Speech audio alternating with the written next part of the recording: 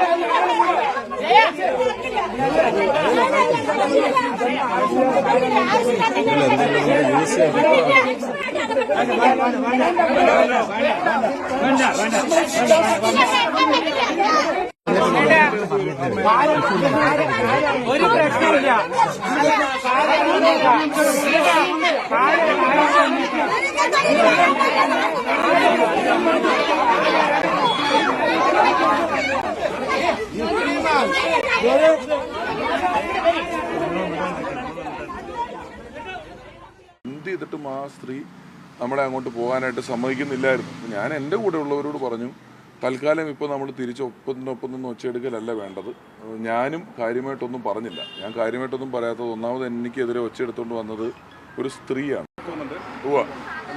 ഞങ്ങൾ പ്രചരണാർത്ഥം പോയി. ഞങ്ങളുടെ പ്രചരണ വണ്ടി ഇത്തിരി വലുതാണല്ലോ, അത് വളയ്ക്കാനും തിരിക്കാനും ഒക്കെ വേണ്ടിയിട്ട് ഒരിടത്ത് നിർത്തിയപ്പോൾ അവിടെ ഒരു പറ്റം സ്ത്രീകൾ നിൽക്കുന്നുണ്ടായിരുന്നു, കുറേ അമ്മമാരൊക്കെ നിൽക്കുന്നുണ്ടായിരുന്നു. ഞാൻ അവിടെ ഇറങ്ങുകയും അവരെടുത്ത് പോയി അവരോട് വർത്തമാനം പറയുകയും ഒക്കെ ചെയ്തുകൊണ്ട് നിൽക്കുമ്പം അതിലൊരു അമ്മ എന്നോട് വീട്ടിലോട്ട് വരുമോയെന്ന് ചോദിച്ചു, അകത്തോട്ട് വരുമോയെന്ന് ചോദിച്ചു.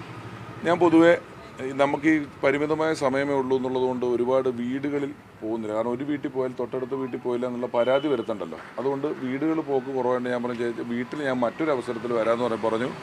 അതിൻ്റെ തൊട്ടപ്പുറത്തൊരു ക്ഷേത്രമുണ്ട്, എന്നാൽ അവിടെ വന്നൊന്ന് തൊഴുതിട്ട് പൊക്കോളൂ എന്ന് എന്നോട് പറഞ്ഞ്. അപ്പോൾ ഞാൻ പറഞ്ഞു, എന്നാൽ നമുക്ക് എല്ലാവർക്കും കൂടെ നടക്കാമെന്ന് പറഞ്ഞു. പ്രചരണാർത്ഥം അല്ല കേട്ടോ, ഞാൻ ആ ക്ഷേത്രത്തിലേക്ക് പോവാണ്. അവിടെ ഒരു ക്ഷേത്രം ഉണ്ടെന്ന് പറഞ്ഞിട്ടാണ് എന്നെ വിളിച്ചത്. വടക്കന്തറ അമ്പലത്തിൻ്റെ പുറകിൽ മനക്കൽ തൊടിയോ അങ്ങനെ എന്താണ് ഈ സ്ഥലത്തിൻ്റെ പേര്.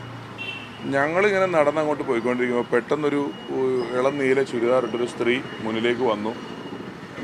നമ്മുടെ അടുത്തേക്ക് ആൾക്കാർ വരുമ്പോൾ എപ്പോഴും പരിചയപ്പെടാമെന്നൊക്കെയുള്ള വിചാരത്തിലാണ് ഞാൻ. ഇവർ വരികയും വല്ലാതെ ഒച്ചയെടുക്കുകയും ഇതിൽ നിങ്ങൾ ആരെയും കയറ്റി വിടില്ല, കടത്താൻ പറ്റില്ല, നിങ്ങളിതിൽ വരാൻ പറ്റില്ല എന്നൊക്കെ പറഞ്ഞ് ഭയങ്കരമായിട്ട് ഒച്ചയെടുക്കുന്നു. അപ്പോഴേക്കും എൻ്റെ കൂടെ ഉണ്ടായിരുന്നവർ ഇത് നിങ്ങൾക്ക് ഉള്ള സ്ഥലമല്ലല്ലോ, നിങ്ങൾക്ക് എഴുതി തന്നിട്ടില്ലല്ലോ എന്നൊക്കെ പറഞ്ഞ് ഇവർ തമ്മിൽ ഒരു ചെറിയ തർക്കമുണ്ട്. എന്ത് ചെയ്തിട്ടും ആ സ്ത്രീ നമ്മളെ അങ്ങോട്ട് പോകാനായിട്ട് സമ്മതിക്കുന്നില്ലായിരുന്നു. ഞാൻ എൻ്റെ കൂടെ ഉള്ളവരോട് പറഞ്ഞു, തൽക്കാലം ഇപ്പോൾ നമ്മൾ തിരിച്ചൊപ്പം നിന്ന് ഒച്ചയെടുക്കലല്ല വേണ്ടത്. ഞാനും കാര്യമായിട്ടൊന്നും പറഞ്ഞില്ല. ഞാൻ കാര്യമായിട്ടൊന്നും പറയാത്തത് ഒന്നാമത് എനിക്കെതിരെ ഒച്ചയെടുത്തുകൊണ്ട് വന്നത് ഒരു സ്ത്രീയാണ്. ഞാനെന്തെങ്കിലും എൻ്റെ വായിൽ നിന്ന് എന്തെങ്കിലും പറഞ്ഞിട്ട് പിന്നെ സ്ത്രീ വിരുദ്ധതയായി എന്നെ വല്ല ഭേദ്യം ചെയ്യാൻ വന്ന് ഞാൻ വല്ല തൊട്ട് കഴിഞ്ഞാൽ പിന്നെ സ്ത്രീയുടെ ശരീരത്തിൽ തൊട്ടു എന്നായി. ഇതൊക്കെ ഉള്ളതുകൊണ്ട് ഞാൻ കൈ പുറകെ കെട്ടി ആദ്യം നിന്നു. അത് നിന്ന ശേഷം വല്ലാതെ ഒച്ചയെടുക്കുന്നു, ഇവിടെ ഇവർ വരാൻ പാടില്ല, ഇവിടെ പ്രചരണത്തിന് വരാൻ പാടില്ല. ഇവർ ആ ഒരു അമ്മ ഒരു മണ്ഡലം പ്രസിഡന്റിൻ്റെ ഭാര്യയാണ്. ഒരു ആ വീഡിയോ കാണുന്നൊരു ഡാർക്ക് ബ്ലൂ സാരി എടുത്തൊരു അമ്മ. ആ അമ്മ നിന്നെ ഞാൻ എൻ്റെ വീട്ടിലേക്കാണ് വിളിച്ചത്, ഈ റോഡ് ഇവരുടെ അല്ല, അതുകൊണ്ട് നീ ദയവ് ചെയ്ത് എൻ്റെ കൂട്ടത്തിൽ വാ, എൻ്റെ വീട്ടിലോട്ട് വാ എന്ന് പറഞ്ഞ് എന്നെ വിളിച്ചുകൊണ്ടിരിക്കുകയാണ്. പക്ഷെ ഞാൻ പറഞ്ഞൊരു പ്രശ്നം വേണ്ട, കാരണം രാഷ്ട്രീയത്തിൽ ബലാബലം പരീക്ഷിക്കേണ്ടത് ഇത്തരത്തിലല്ല. രാഷ്ട്രീയത്തിൽ ബലാബലം പരീക്ഷിക്കേണ്ടത് ആശയങ്ങൾ കൊണ്ടാണ്. നോക്കൂ, പാലക്കാട് എന്ന് പറയുന്ന പ്രദേശത്ത് ഭൂരിപക്ഷം സ്ഥലങ്ങളും UDFൻ്റെ ശക്തി കേന്ദ്രങ്ങളാണ്.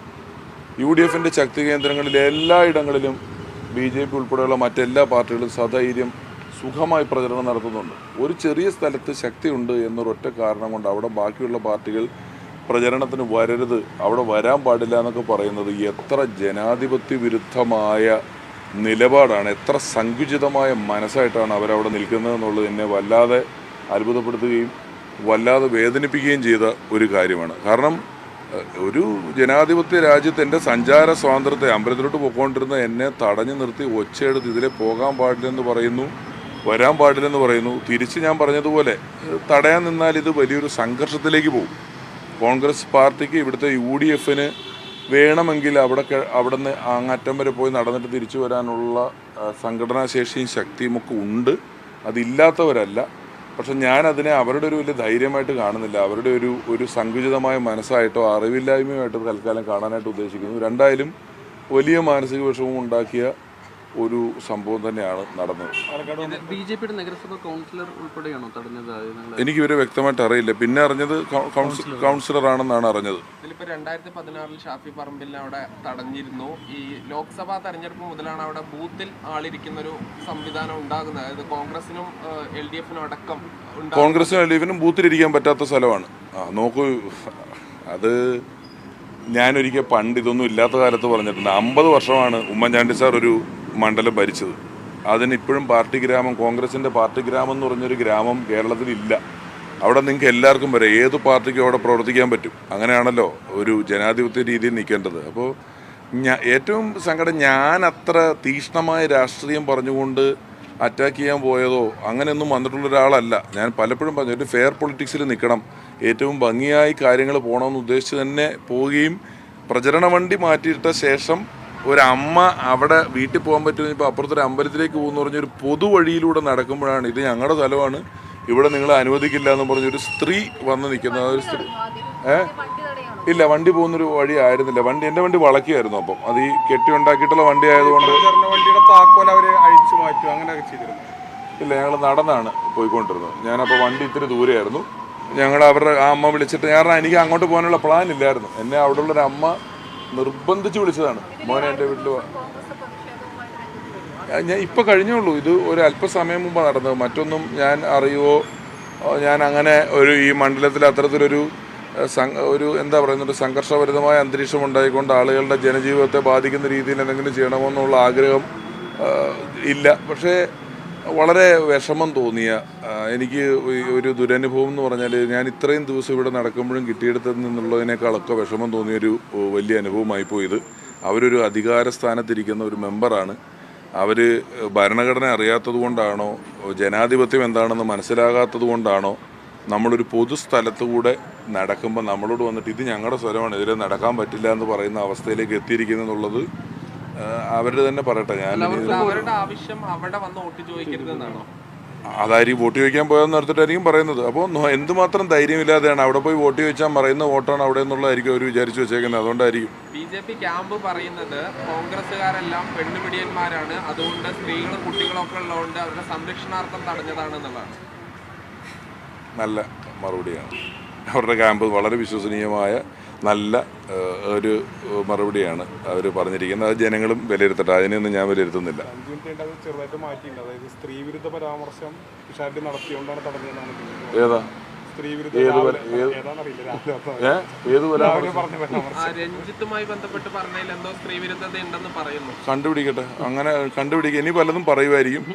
ഞാനിവിടെ വന്നിറങ്ങിയ ദിവസം മുതൽ എനിക്ക് ഇവർ ആദ്യം എന്നെ അത്ര കാര്യമായിട്ട് കണക്കാക്കിയിട്ടില്ലെന്ന് തോന്നുന്നു. രണ്ടാമത്തെ ദിവസം മുതൽ പലതരത്തിൽപ്പെട്ട കാര്യങ്ങളാണ് എന്നെപ്പറ്റി പറഞ്ഞുകൊണ്ട് രഞ്ജിത്ത് സാറിനൊക്കെ വിഷയത്തിൽ ഞാൻ എന്ത് സ്ത്രീവിരുദ്ധയാണ് പറഞ്ഞത്. നിയമത്തിൻ്റെ വഴിക്ക് നടക്കട്ടെ, അറസ്റ്റ് ചെയ്യപ്പെട്ടിട്ടുണ്ട്, പോലീസ് കാര്യങ്ങൾ നോക്കൂ എന്നുള്ളതല്ലേ ഞാൻ പറഞ്ഞിട്ടുള്ളത്. അവസാന ലാപ്പിലെത്തിയപ്പോൾ അവർ ഭീതി കൊണ്ട് ചെയ്യാണോ? അതൊക്കെ അവർ പറയേണ്ട ഉത്തരങ്ങളാണ്. ഞാനുണ്ടായ സംഭവം എന്താണെന്ന് ചോദിച്ചത്, അവരെന്തുകൊണ്ടാണ് ഇത് ചെയ്യുന്നതെന്നുള്ളത് അവർ പറയേണ്ട ഉത്തരമാണ്. എനിക്ക് അവരെന്തുകൊണ്ടാണ് ഇങ്ങനെ ചെയ്യുന്നതെന്നുള്ളത് അറിയില്ല. സ്ഥാനാർത്ഥി പോട്ടെ, ഒരു സാധാരണക്കാരനെ തന്നെ ഇങ്ങനെ തടയുന്നത് തെറ്റല്ലേ? 100% തെറ്റല്ലേ. സ്ഥാനാർത്ഥി വിട്ടോ പ്രചരണം വിട്ടോ, ഞാൻ പ്രചരണത്തിന് പോകുമായിരുന്നില്ല അവിടെ.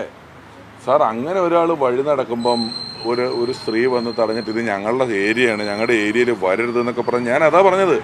പാലക്കാടിലെ UDFന്റെ എത്ര വാർഡുകളിലൂടെ BJP കഴിഞ്ഞ ഇത്രയും ദിവസങ്ങളിൽ വണ്ടി ഓടിച്ചുകൊണ്ട് പോയിട്ടുണ്ടാവും? എത്ര വാർഡുകളിൽ പോയിട്ടുണ്ടാവും? എത്ര സ്ഥലങ്ങളിൽ പോസ്റ്റർ വെച്ചിട്ടുണ്ടാവും? ഏതെങ്കിലും ഒരു കോൺഗ്രസ്സുകാരൻ നമ്മുടെ നടക്കരുതെന്ന് പറഞ്ഞ് ഇവിടെ തടഞ്ഞിട്ടുണ്ടോ? അങ്ങനെ തടയാൻ നിന്നാൽ അത് ശരിയല്ല. ഇതൊക്കെ ഒരു ജനാധിപത്യത്തോടും ഭരണഘടനയോടും ഒക്കെ ഉള്ള ഒരു വെല്ലുവിളിയായിട്ട് മാത്രമേ കാണുന്നുള്ളൂ.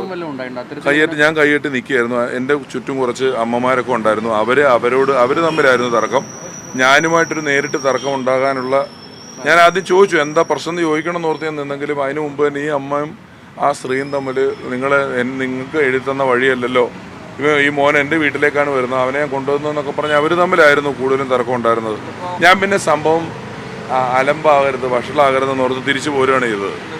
സ്ഥാനാർത്ഥി എന്നുള്ള നിലയ്ക്ക് വോട്ട് ചോദിക്കാനുള്ള അവകാശം തടയുക കൂടിയാണല്ലോ. ആ നിലയ്ക്ക് എന്തെങ്കിലും നിയമപരമായ നടപടി സ്വീകരിക്കുമോ? എന്ത് നിയമ നടപടി സ്വീകരിക്കാനാണ് ഇതിനൊക്കെ? ഞാൻ പോലീസിൽ പരാതി നൽകി നടക്കാനുള്ള സ്വാതന്ത്ര്യം മേടിച്ച് അവിടെ പോയി വോട്ട് ചോദിക്കേണ്ട. അവിടെ ഉള്ളവരെല്ലാം കണ്ടുകൊണ്ടിരിക്കുന്നുണ്ടല്ലോ, കാണുന്നതൊക്കെ ആയിട്ട്. ജനങ്ങൾ വിലയിരുത്തട്ടെ, അത്രേ ഇപ്പോൾ പറയാനുള്ളൂ.